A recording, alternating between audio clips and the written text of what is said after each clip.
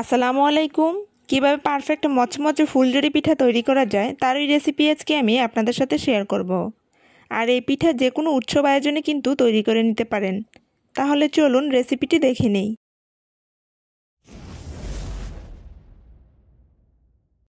ফুলঝুরি পিঠা তৈরির জন্য প্রথমে একটি বাটিতে নিয়ে নিলাম 1 কাপ শুকনো চালের গুঁড়া, একটি ডিম, হাফ কাপ ময়দা, 1/3 কাপ পরিমাণ পাউডার মিল্ক, পরিমাণ মতো লবণ ও হাফ কাপ চিনি।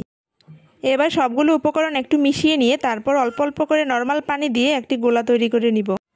তবে পিঠার গোলাটা বেশি ঘন অথবা পাতলাও হবে না, আপনাদেরকে দেখিয়ে দিচ্ছি পিঠার গোলাটা ঠিক এরকম হবে।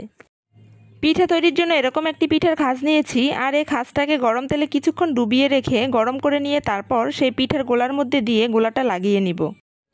এবার পিঠাটি তেলের মধ্যে দিয়ে হালকাভাবে ঝাঁকি দিলেই কিন্তু পিঠাটি খুলে আসছে। পিঠাটাকে উল্টিয়ে পাল্টিয়ে এবার ব্রাউন কালার করে ভেজে নিব। ঠিক এভাবেই আমি সবগুলো পিঠা বানিয়ে নিয়েছি। একটি পিঠা আপনাদেরকে ভেঙে দেখাচ্ছি, দেখুন কতটা মচমচে হয়েছে। আর এই পিঠাগুলো কিন্তু এই প্রসেসে বানিয়ে প্রায় 2 মাসের মতো এয়ারটাইট কন্টেনারে রেখে খেতে পারবেন। আশা করি আজকের এই পিঠা রেসিপিটি আপনাদের কাছে ভালো লেগেছে। আর ভালো লাগলে প্লিজ আমার চ্যানেলের পাশে থাকবেন। সবাইকে অনেক অনেক ধন্যবাদ। আল্লাহ হাফেজ।